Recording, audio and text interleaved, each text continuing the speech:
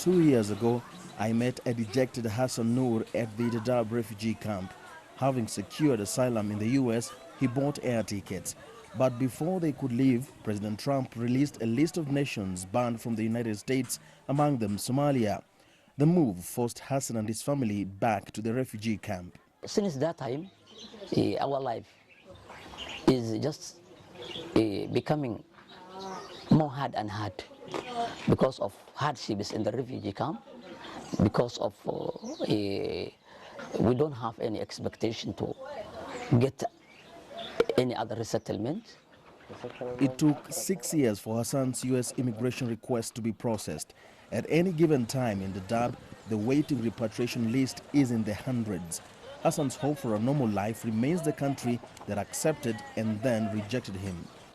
America has already said we are not going first of all to receive you in our country. There is no any other agency, there is no any other country which is just giving us a signal of giving us a resettlement.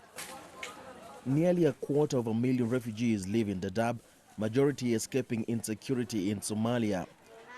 With many countries slowing down accepting refugees, the governments of Kenya and Somalia have been encouraging Somalis to return home. But it is hardly a safe option with the continuous threat of jihadist group Al-Shabaab. Attacks continue in cities and villages. Only 3 years ago, a devastating blast killed over 500 people when a truck bomb exploded in Mogadishu. Added to that are US drone strikes targeting Al-Shabaab leaders.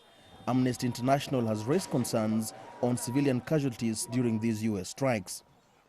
The US elections are being keenly followed here by families like Hassan's hoping for resettlement. But the rhetoric against refugees coming from President Trump has not changed. Biden will turn Minnesota into a refugee camp, and he said that. 700% increase, refugees coming from the most dangerous places in the world, including Yemen, Syria, and your favorite country, Somalia. Biden has promised to restore the refugee resettlement program, which was effectively stopped under the Trump administration. Another new president is come to the Oval Office. I would like to make a resubmission of my application. This refugee camp has been Hassan's home for over 30 years. Now older, his wish is to see his 5 children, the eldest aged only 14, have a decent education and grow up in better circumstances than he has. Ferdinand Omondi, BBC News, Nairobi.